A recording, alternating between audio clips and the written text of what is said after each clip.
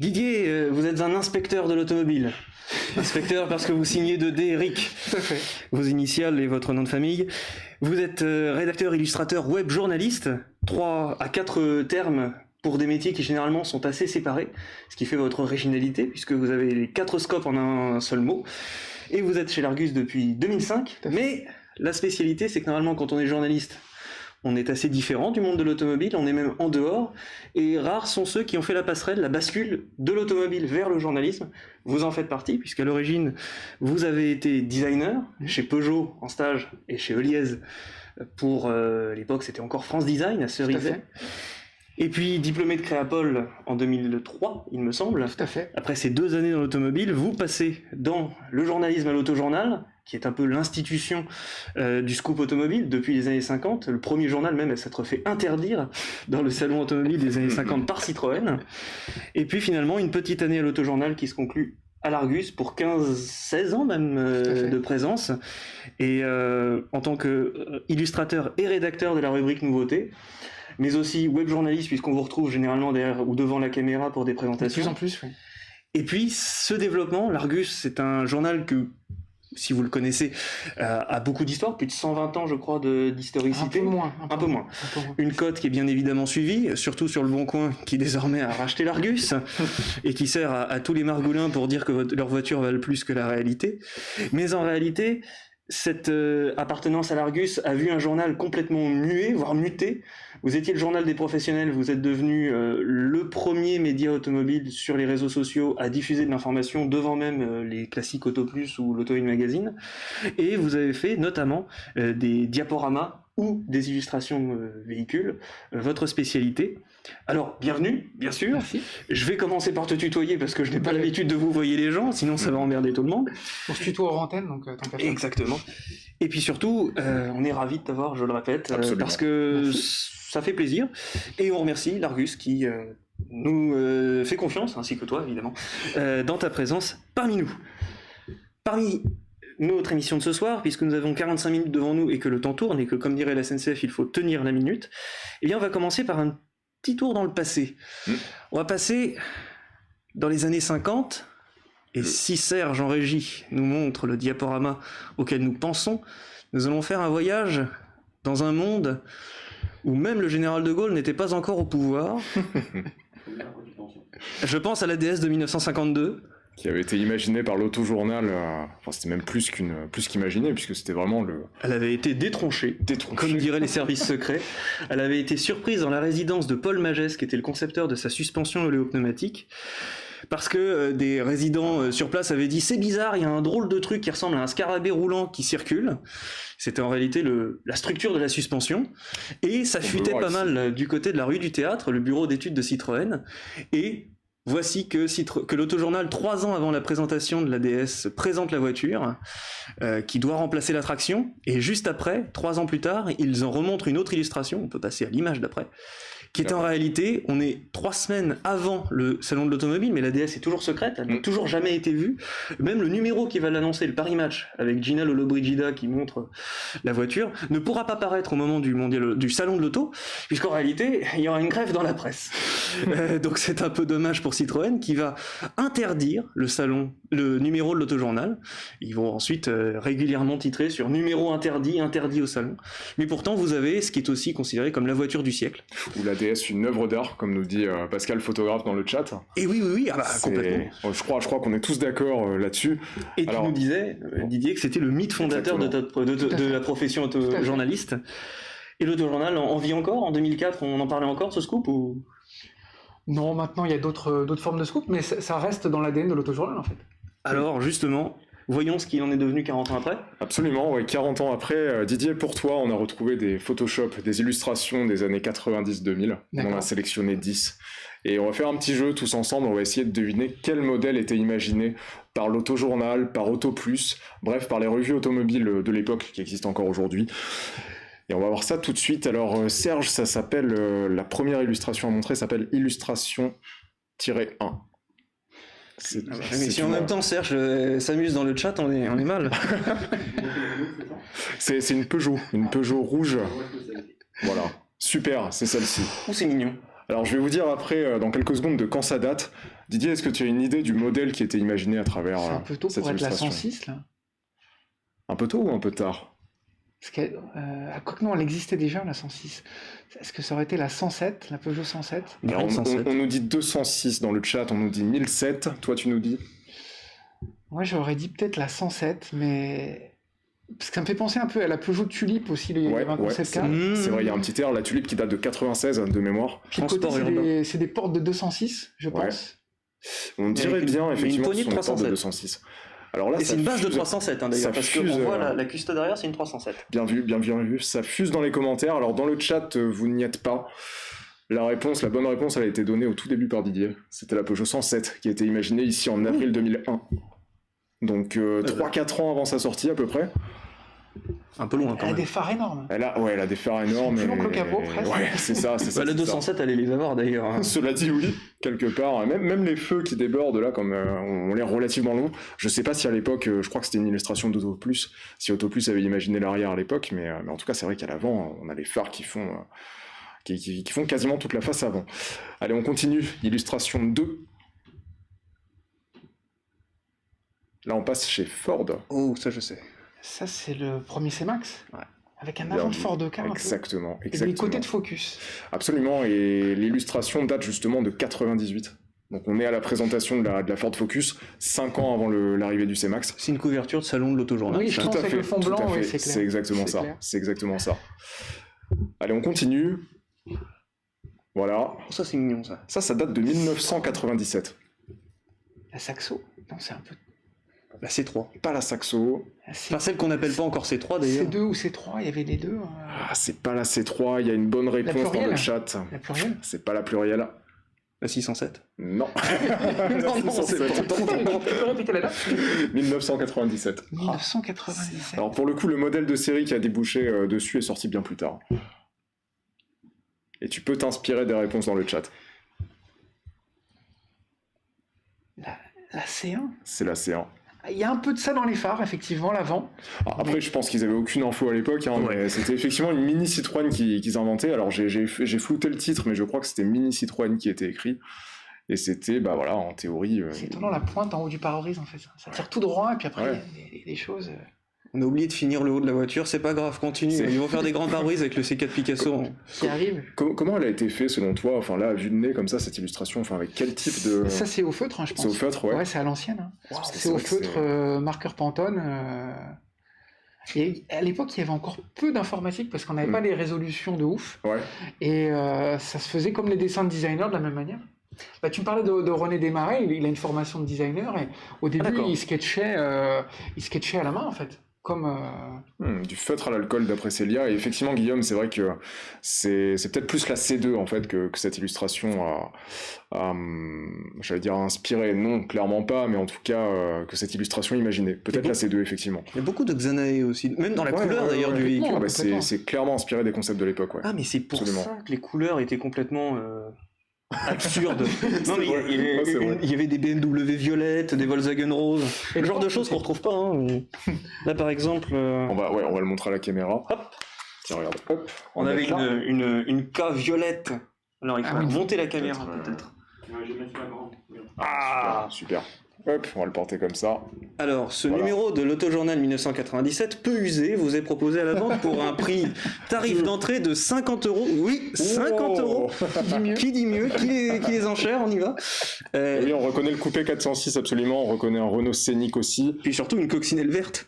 Jamais Volkswagen. Et pourtant, c'est peut-être la seule Volkswagen qui a été fun ces 20 dernières années, mais ils lui ont jamais donné ce coloris-là. Ah, il avait dit qu'il évidemment fait de la contre-vente. C'est pas bien. Allez, on continue avec nos illustrations. L'illustration 4. C'est beau ça. Qu'est-ce que c'est? C'est la Velsatis. Absolument.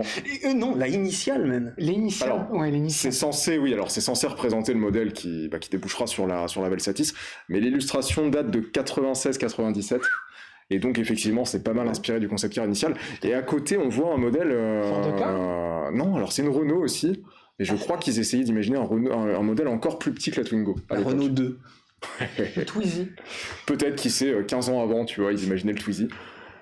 En tout cas, ouais, j'ai pas eu d'informations sur ce modèle, mais le modèle qu'on voit en premier plan, c'est bien la future Renault Safran, elle s'appelait comme ça à l'époque, qui débouchera sur la Renault Velsatis. Non, c'est un mélange en fait c'est du Photoshop, mais avec un coloriage entre guillemets encore façon feutre. D'accord. D'appliquer des effets de feutre sur des carrosseries en retouche d'image. On était encore un peu entre les deux en fait. Ok. Et ça veut dire que du coup c'est fait mis sur ordinateur, mis sur papier peut-être avec le feutre? Non, mais on voit qu'ils ont récupéré des habitacles pour les détails, pour les calandres, pour les jantes, pour les phares, des éléments, des photos en fait retouchées. Ouais. Et après c'est colorié. Alors je pense que c'était à la palette graphique, mais dans un esprit avec des dégradés comme si on travaillait sur feutre. D'accord. Très bien.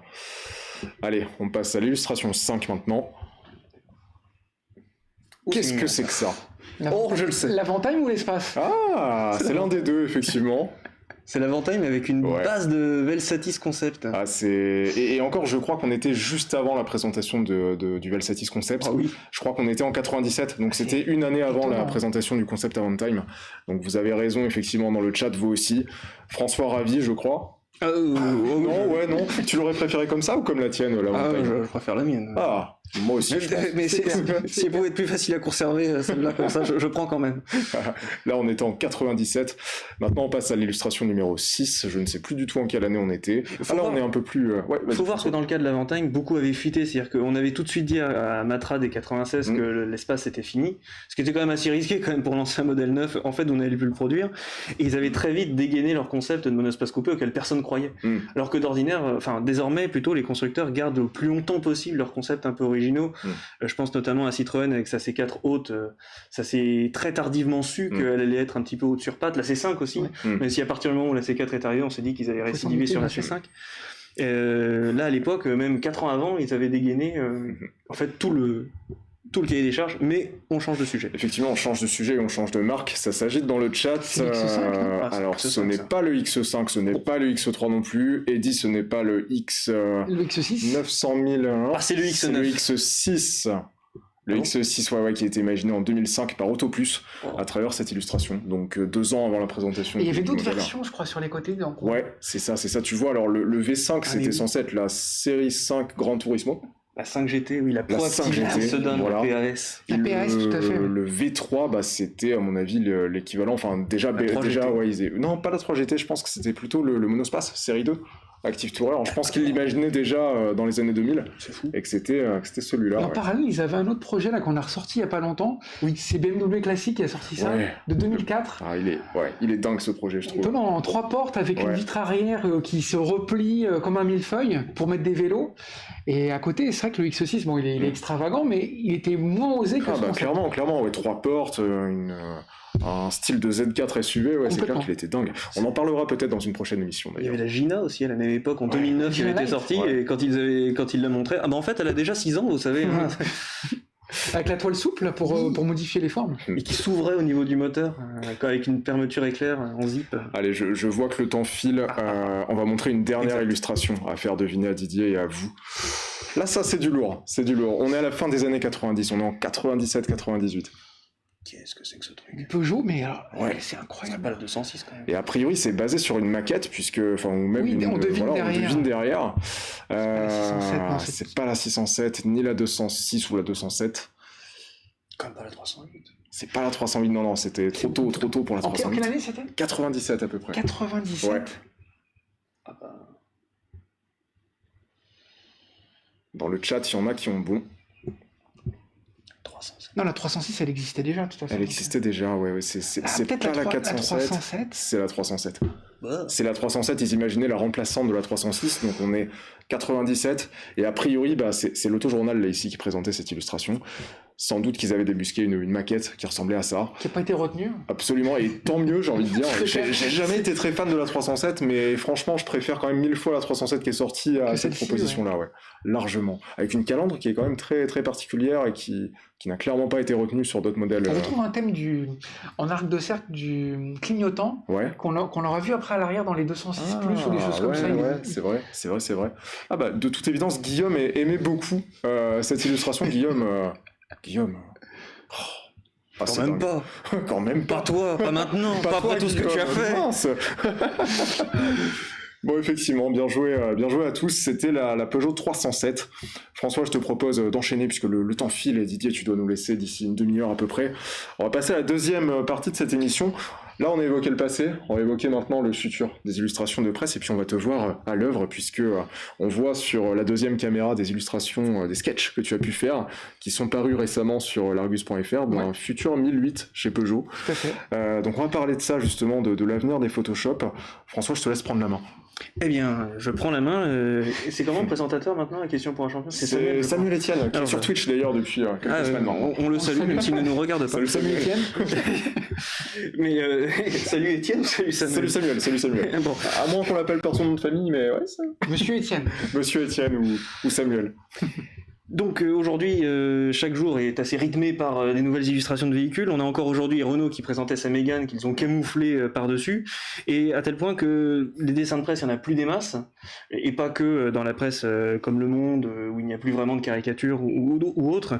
On n'a plus vraiment de véritables dessins. Je vais vous sortir par exemple le numéro de ce mois-ci de l'Automne Magazine, que je n'ose pas vous mettre à prix parce que si vous êtes malin, vous allez le chercher en kiosque pour 4,90 €, et faites-le parce que la presse en a besoin. Mais ils illustrent à l'intérieur de leur page le nouveau 3008 sous cette forme, dont vous aurez deviné qu'elle ressemble beaucoup à celle du concept e-légende. Mais en dehors de ces illustrations-là, généralement, c'est plutôt les constructeurs qui fournissent carrément les visuels, soit parce qu'ils créent des chocards à base de futurs modèles, et donc qu'ils alimentent eux-mêmes, ou qu'ils camouflent, et qu'ils envoient ces photos camouflées, et qu'ils publient officiellement. C'est Opel le premier, je crois, avec la Insignia dans les années 2008-2009. Je me souviens pas. Et BMW, très coutumier. Là. Oui. Et Audi qui, lui, grime ses voitures sous la forme de ceux de la concurrence. Ils avaient fait une A5 Sportback en forme de Laguna. Ils sont très forts pour ça. Qui dissimule aussi des véhicules sur des salons. Exact, l'ID4, là, c'est vrai. Eh ben, raconte-nous justement la spécificité de l'ID4. L'ID4, c'était je sais plus, c'était au salon de Genève, où le véhicule était présenté dans un cube de verre. C'était Francfort. À Francfort, ouais. Il y avait des fumigènes, il y avait des lampes stroboscopiques et la voiture était camouflée avec des stickers psychédéliques. Donc on pouvait pas faire plus compliqué comme mise en scène.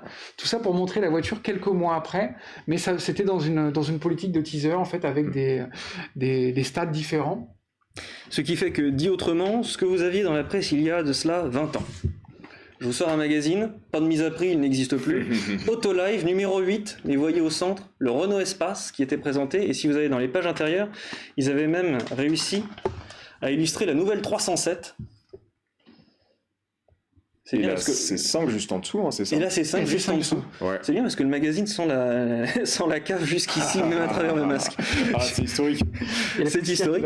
Ou alors dans les années 70, vous aviez l'autojournal déjà qui illustrait en réalité un scoop avec ce qu'était la future Passat, qui elle était grimée, comme je disais, Volkswagen et Audi sont coutumiers du fait de grimer leur véhicule, et ils l'a grimée sous la forme d'une Renault 30.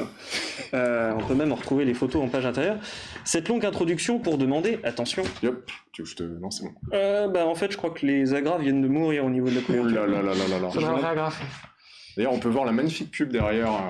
À l'époque, c'était différent. Ouais, merci. C'était plus large. Ça ressemble à quoi? On a... Oh mon Dieu. Alors, très bien. François, je me permets de te couper, on a un nouveau follower, Anthony CTV. Alors, je suis illustrateur automobile, j'ai notamment pu collaborer avec Automoto, le magazine. Aucune reconnaissance pour mon travail. On salue Anthony CTV. Déjà. Peut-être le moment de reconnaître son travail. Effectivement.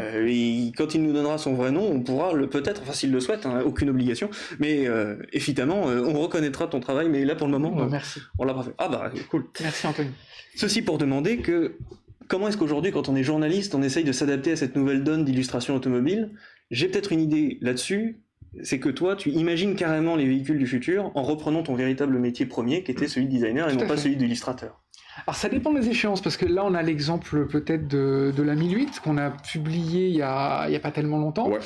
Véhicule qui sortira dans plusieurs années, notamment, je pense que c'est autour de 2025. Le style est pas complètement figé, donc si le style est pas complètement figé chez Peugeot, je vois pas comment nous on pourrait... bien sûr.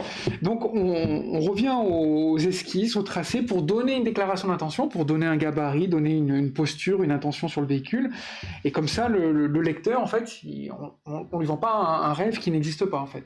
On lui dit il y aura un véhicule en 2025, il aura ces proportions-là, ça sera un SUV, il aura telle philosophie. Après, à lui de se faire une idée, puis au fil du temps, on affinera, on prendra après la palette graphique, on a de plus en plus d'outils en fait.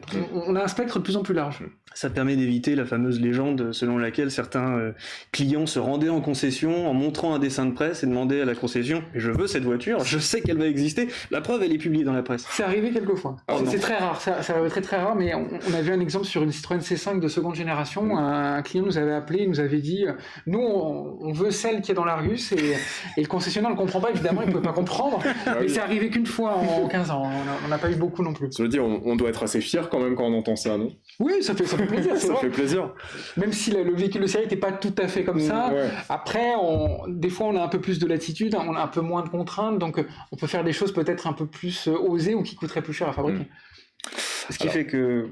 oui, non, mais vas-y. Non, vas-y, je t'en prie, si tu voulais terminer. Est-ce que tu ne montrerais pas d'autres vues de cette 1008 ? Oui. Il y en a d'autres. Il y en a quelques-unes. C'est la caméra. La caméra juste en face. Voilà. Sinon, on peut retenter avec la petite, mais en le mettant par terre. Non, on a profité pour faire une petite vue arrière. Et puis également une vue avant, mais c'est vrai que de crayonner comme ça, c'est comme tu disais, hein, c'est les racines du métier. On se fait plaisir et puis surtout, on vend pas quelque chose qui ne sera pas comme ça en fait. Alors Didier, une question, même si j'imagine que ça dépend, que ça varie selon le sketch que tu peux faire.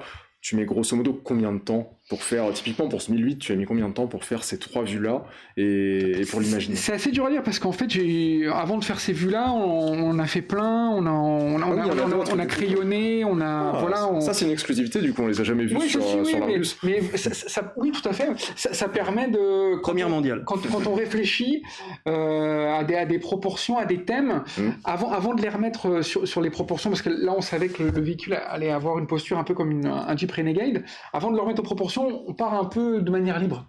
Donc on en fait plusieurs et puis après, ce travail préliminaire étant fait, on gagne du temps en le remettant en proportion. Mais ça, pour te dire le temps que ça prend, c'est aucune idée. D'accord, très bien. Je fais une transition. Transitionne. Là, on parle de futurs modèles. Effectivement, il pourrait potentiellement y avoir un 1008 dans la gamme de Peugeot dans les prochaines années. Mais on a aussi vu récemment, et même depuis quelques années, sur l'Argus et sur d'autres médias, des illustrations de modèles totalement... farfelu, on va dire.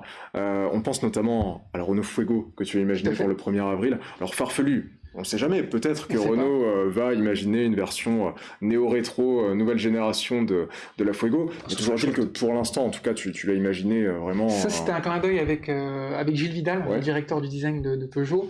Quand on s'était vu pour la présentation de la R5 électrique en début d'année, il nous avait dit pourquoi pas un jour refaire une Fuego. Du coup, voilà, l'idée est venue comme ça en fait. Et la question que je me posais, Didier, c'est est-ce que finalement, il n'y a pas une corrélation aujourd'hui entre illustration et buzz, entre guillemets, puisque j'imagine que l'article sur la Fuego a été consulté beaucoup. Oui, il a bien marché, ça. Parce que c'est quand même assez marrant de constater que Renault pourrait potentiellement sortir une Renault Fuego moderne. Est-ce que du coup, il y a un rapport entre... est-ce que, plutôt pour reformuler la question, est-ce que tu choisis éventuellement des modèles farfelus à imaginer en fonction du buzz qu'il pourrait faire? Alors là, c'est peut-être pas le bon exemple, parce que là, c'était surtout, dans un premier temps, se faire plaisir, de faire la boutade avec Gilles Vidal. Après, que ça ait marché, tant mieux. Hein. Celui-ci, pour le 1er avril, c'était pas forcément l'objectif. C'était pas l'objectif. D'accord. Mais ça peut arriver, oui, effectivement, de réfléchir à... Parce qu'on a... alors Serge, je m'en remets à toi. On a quelques autres visuels que tu as pu réaliser. Serge, je te laisse... Tu es démasqué. Il y a ton prénom partout, en plus, et ton nom partout. Serge, je te laisse choisir le visuel que tu veux, en tout cas un visuel un peu farfelu d'un modèle. Bah voilà, celui-là, c'était exactement celui auquel je pensais. Là, typiquement, il y a quand même, il y a vraiment pas de volonté derrière d'attirer le commentaire. Si, mais là l'idée, ça partait d'une réflexion que Alfa Romeo avait fait des utilitaires en partenariat avec Peugeot, en partenariat avec Citroën. Il y avait même des Talbot, il y avait toute une gamme. Et on s'était dit, si aujourd'hui... C'était un peu avant Stellantis d'ailleurs. C'était la question que j'allais poser, on était avant Stellantis. On était avant Stellantis, et donc on s'était dit, mais pourquoi pas aujourd'hui, quand à l'époque les marques qui n'étaient pas encore premium, on n'avait pas cette logique-là, faisaient aussi l'utilitaire en changeant simplement une calandre. On a voulu aller un peu plus loin, on pourrait aussi faire un utilitaire DS, on pourrait faire un utilitaire Audi. Il y a bien Mercedes qui fait de l'utilitaire en tant que premium, donc ça paraissait cohérent. Là on a poussé un peu le vice en mettant une version GTAM, en prenant la déco de l'écurie de Formule Formule 1, donc c'était sympa. Ça a vraiment fait du buzz. Et Porsche avait même tenté un concept car, là encore un modèle qu'ils n'ont pas présenté, si ce n'est en livre, dans un livre récent. Ils avaient imaginé un concept car de Van Transporter. Tout à fait. Oui, voilà. Van Transporter. C'est toujours le bouquin que je dois présenter dans l'émission. Je l'ai toujours pas déballé. Il faudra le faire. Ah bah il a l'air magique. Tu ne seras peut-être pas loin si tu le souhaites.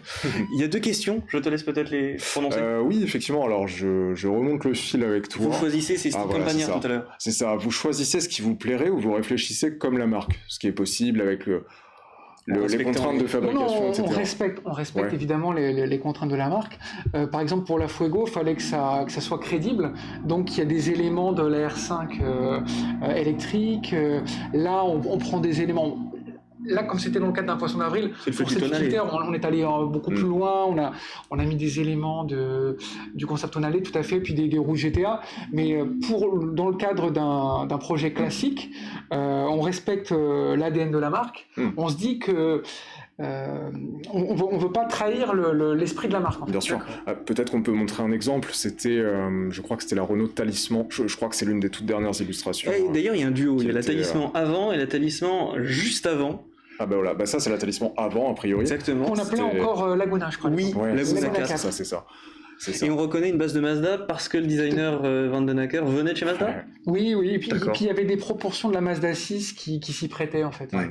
Alors bon, là on est quand même assez éloigné de la Talisman qui est réellement sortie, mais malgré tout, ça ressemble, elle aurait pu sortir comme ça ressemble quand même à une Renault de l'époque, des années 2015, on est quand même dans le tempo. À l'époque oui, et puis après on a affiné, on a eu des spy shots, on a eu des éléments plus précis, donc on a pu affiner notre style, mais à l'époque c'était l'esprit de la Clio 4 qui venait d'arriver, donc on est dans le thème, on voulait une certaine cohérence. En fait. Alors, pour répondre à Stick Campagnard, non, il n'y avait pas de spy shots encore du modèle à cette époque-là. Par contre, pour l'autre illustration qui va suivre, il y avait effectivement des spy shots. Vous avez eu l'opportunité de voir le modèle camouflé.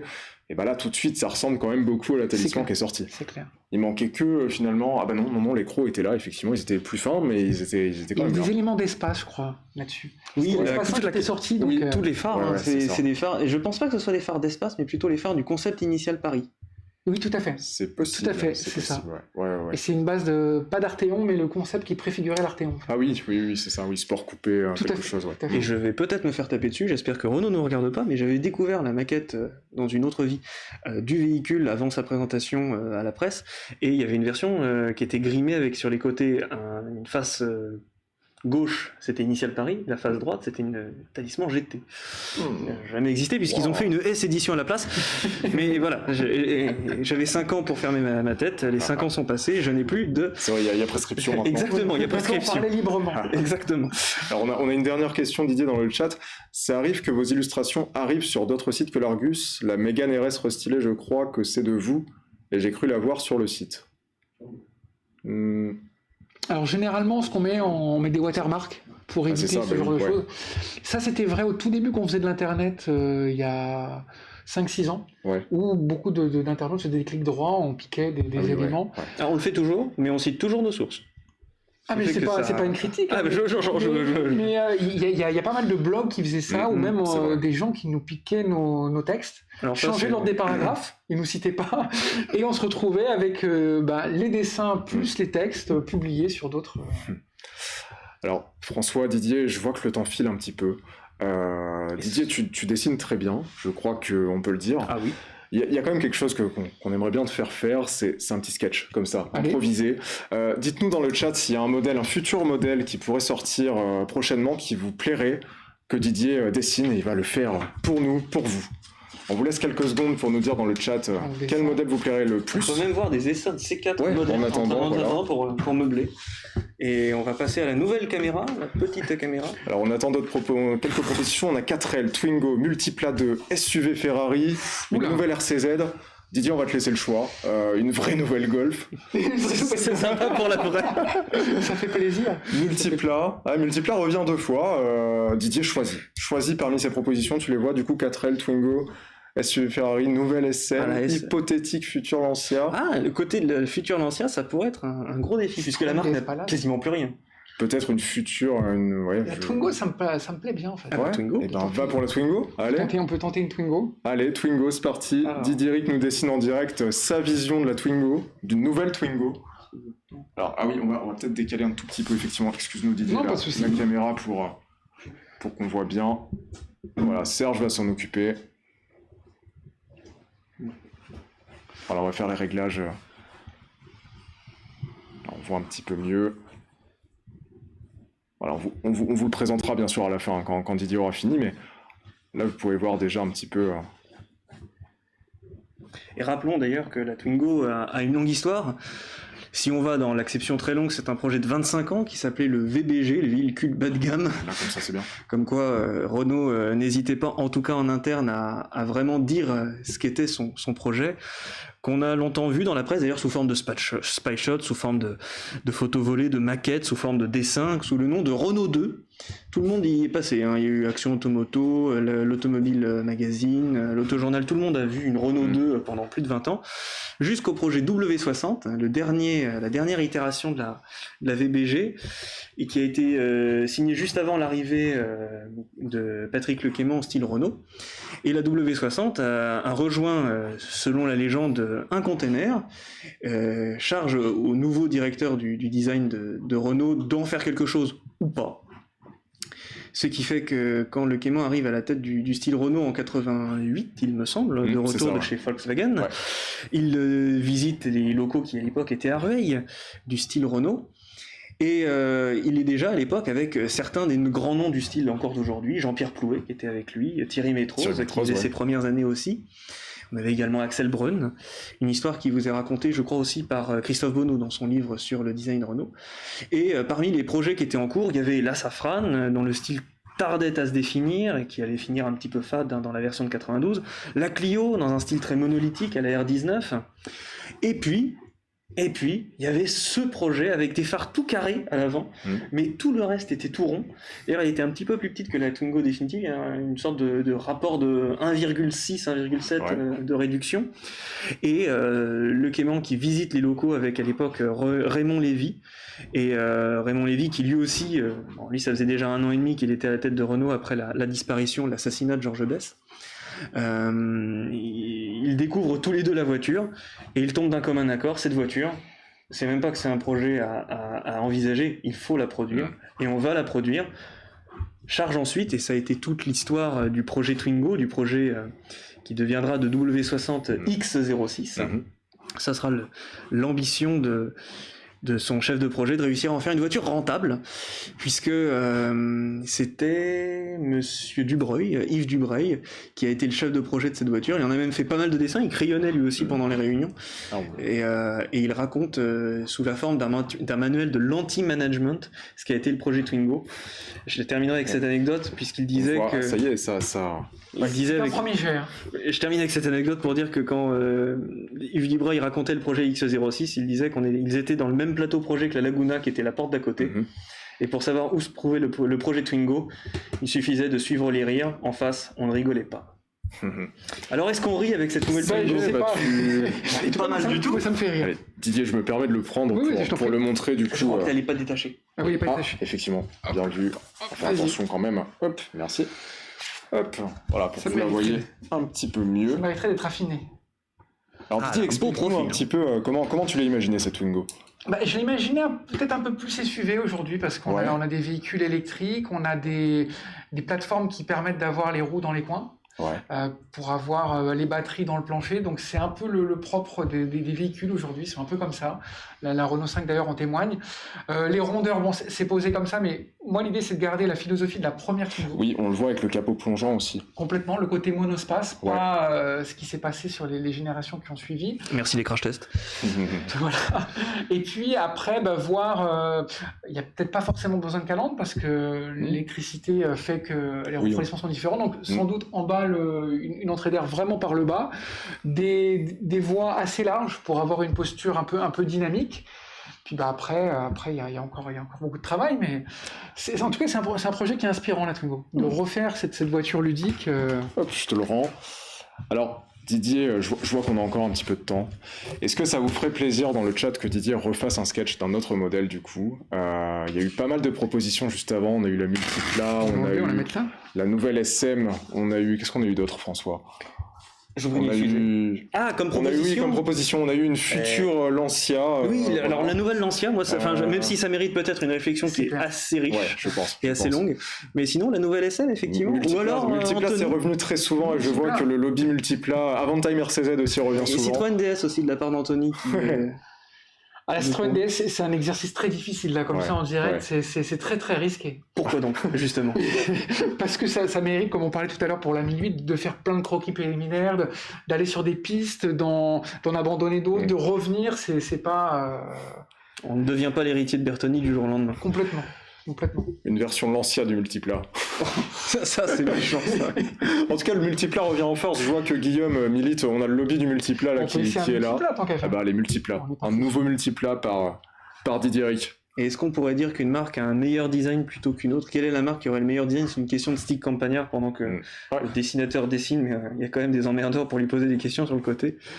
Est-ce qu'une marque... Non, parce qu'en fait, un design, c'est pas qu'une seule personne, c'est toute une équipe. Donc après, juger le travail d'une équipe comme ça, à la volée, c'est peut-être un peu réducteur, un peu simpliste. De simplification. Alors je dis bienvenue à Fabien2969, qu'on n'avait a priori jamais vu dans le chat. Ah, c'est vrai. Alors là, Fabien, du coup, Didier est en train d'imaginer un Multipla moderne. Pas de Ferrari, donc malheureusement, on a choisi. Il y a eu un très fort lobby Multipla dans le chat. Est-ce que ce serait pas plus... Enfin, il y avait une Panda comme ça qui s'était appelée chez Giugiaro, c'était pas la Modulo? Modulo, oui, où on changeait des éléments, là, un peu comme la voiture de l'inspecteur Gadget. Ouais, mais surtout, elle avait 2 niveaux, et elle avait déjà l'espèce de... Enfin, qui n'était pas un bourrelet, mais est-ce que tu vas nous montrer, là, tout de suite? Là, je sais pas trop ce que ça va être, tout ça, mais... Fiat non plus, je sais pas vraiment ce que ça va être. J'aime bien le fait qu'a priori, tu mettes beaucoup plus d'arêtes que sur le Multipla originel. Roberto Giolito est italien, il n'est pas anglais. Mais d'ailleurs, Giolito, puisqu'il faut meubler pendant ce temps-là, beaucoup ont tapé sur le Multipla. Alors je dirais que c'est assez facile, déjà parce que à partir du moment où la curée populaire s'attaque à quelque chose, vous avez toujours plus de personnes pour attaquer que pour défendre. Et puis il ne faut pas oublier que le Multipla a effectivement un design assez reconnaissable. Mais pourtant, s'est-il bien vendu? La réponse est oui. L'usine dans laquelle il était produit avait une capacité de production assez limitée, puisque la base du Multipla est en réalité une base tubulaire pour permettre d'avoir 6 places à bord. Vous êtes sur une structure de voiture de rallye, ce qui lui permet d'ailleurs d'avoir une très bonne stabilité.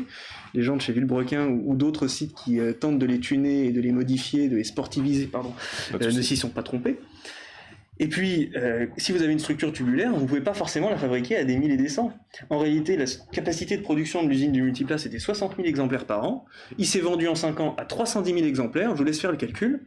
Il s'est en réalité vendu autant que l'usine était capable d'en produire pendant toute sa carrière. Finalement.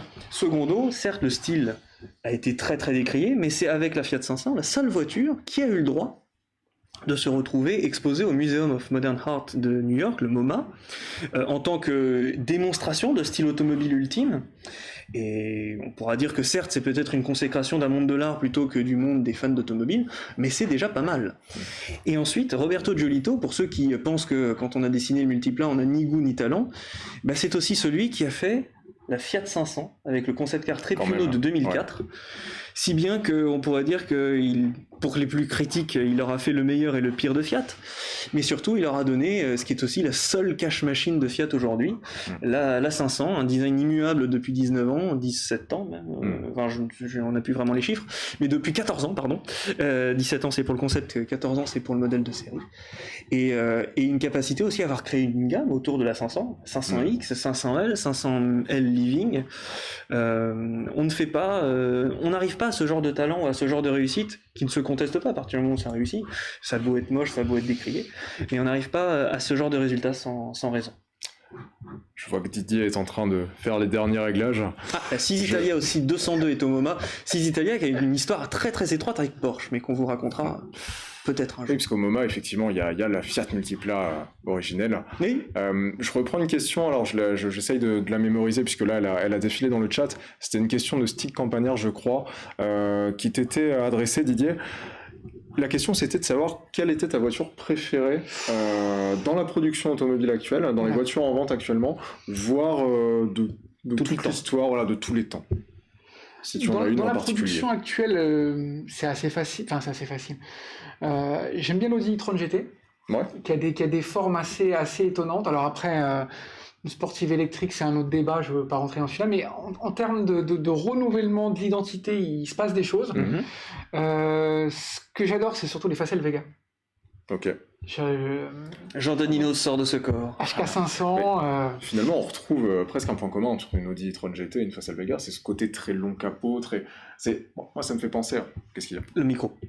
Parce que si tu pars à l'autre bout de la pièce, on est mal. Moi ça me fait penser à un petit peu aux voitures Tex Avery, tu sais, avec des capots très longs, une très très larges et tout, et on retrouve un peu ça dans les Facel comme dans l'Audi e-tron GT. Sinon, je suis assez fan aussi de la Jaguar XJ6, la toute première, avec la grande calandre. Même si les pare-chocs n'étaient pas au même niveau.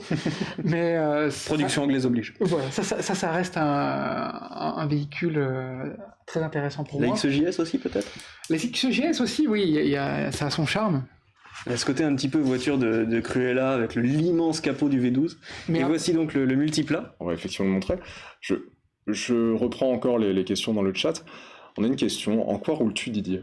Si ce n'est pas indiscret. Je crois que c'était pas un C4 Picasso. Tout à fait. Toujours. Un C4 Grand Picasso. Très bien. Voilà. Et on a une question également à propos de ta formation. Alors, j'ai un master de design transport à Créapol SDI, à Paris. Puis après, le journalisme, c'est venu un peu comme ça, en fait. D'accord. Mais d'ailleurs, oui. Comment ? Parce qu'on sait que 2004-2005, enfin plutôt 2003-2004, Liège était dans ces dernières années. Malheureusement, enfin ça allait plus vers la fin que vers le début, sans épée à l'âme du constructeur de Cerizay. Mais comment est-ce que tu es passé de France Design à l'Autojournal ? En fait, pour l'anecdote, quand j'étais à France Design, comme dans les Deux-Sèvres, on n'avait pas beaucoup de moyens de transport, il fallait louer des véhicules. Donc à l'époque, j'avais des voitures de location que je changeais régulièrement. Et je me disais, mais c'est intéressant de changer de voiture comme ça facilement. Donc je m'étais mis dans l'idée de faire à la fois des croquis pour la presse auto et d'être essayeur. Finalement, j'ai jamais été essayeur et c'est pas un regret. Et j'ai envoyé mes croquis à différents titres. Et un certain Christophe Bonneau, que je salue, peut-être nous regarde-t-il. De temps en temps, je crois. De temps en temps. En tout cas, nous on le cite. Christophe, merci. Voilà. C'est grâce à lui que ça s'est fait, en fait. C'était une bonne idée. Voilà. Allez, pour conclure l'émission, je vois que l'heure file. Je vais vous remontrer à l'écran la multiplat imaginée par Didier. Avec, on voit le décroché traditionnel du capot. Ouais. La position haute, mais on imagine aussi l'esprit très large pour 6 places à bord. Oui, 6 places, oui, il faut pas. Ça, oui, bien sûr. Mais pour la largeur d'une classe S, je crois, à l'époque. La même largeur qu'une Mercedes classe S. Tout à fait, 1m88, mais en revanche 4 mètres, même un tout petit peu moins, 3m99 de longueur, je crois, pour le concept car à la fin, c'est un tout petit peu plus. On reconnaît également une sorte de décroché. Là, je vois pas trop, je vous fous mon doigt, mais pourquoi ? Parce que normalement, le multiple, il n'y avait pas ça ? Ou c'est pour structurer la ligne ? C'est pour structurer la ligne, et puis il faudrait travailler en pure élévation, en fait, une vue de profil pour mettre ça au point. C'était pour dialoguer en fait avec l'arche de pavillon en même temps. D'accord. En tout cas, Guillaume te dit bravo pour cette proposition. Et c'est vrai que pour l'avoir vu se dessiner en direct, j'aime bien finalement les arêtes un petit peu. Ah oui, tout à fait. Plus court qu'une 208. C'est ça. Place dans une taille de 208. Plus court qu'une 306 aussi de l'époque. Complètement. C'est dingue. En tout cas, oui, t'as mis un peu plus d'arêtes que la version originale, je trouve. Oui. En tout cas, voilà, il y a un peu plus d'agressivité. Et c'est vrai que ça lui va bien. On note aussi un regard plus agressif sur cette proposition, tout à fait. Alors, après, ça mérite d'être retravaillé, c'est juste. Non, bien sûr. Moi j'ai 6 places dans 5m36, c'est pas très optimal. Mais est-ce qu'on peut s'impaler ou s'impala ? Non, il n'y a pas de blague, c'est mauvais. Hop, voilà. Eh bien, 20h a sonné. Ça y est, oui, on au-delà de l'église Notre-Dame des Victoires. Oui, on serait bien resté plus longtemps avec toi, Didier. C'est clair. Et vous aussi, je l'espère, en tout cas. On a parlé illustration automobile et design automobile, du coup, ce soir, dans Plein Phare. On vous remercie d'avoir été présent. On remercie Didier, bien sûr, d'avoir fait le déplacement. Merci à vous, merci de l'invitation. Écoute, avec grand plaisir. N'hésite pas, si jamais tu as l'opportunité de revenir, si ça se présente. En tout cas, on serait... Je connais l'adresse. Ah, voilà. Ça, c'est une bonne nouvelle. Merci encore pour les sketchs également que tu as pu faire en direct. Merci à vous. C'est sympa, je trouve, de voir en direct comme ça des croquis se faire. Merci à tous dans le chat. N'hésitez pas encore une fois à vous abonner si ce n'est pas déjà fait. C'est gratuit via Amazon Prime, je me permets de le rappeler. Merci, bonne soirée à toutes et à tous. Et on vous dit, François et moi, et puis Guillaume, qui a été présent dans le chat ce soir, à la semaine prochaine pour une nouvelle émission de Plein Phare. Merci encore, bonne soirée, bonne route. Bonne route. Bonne soirée.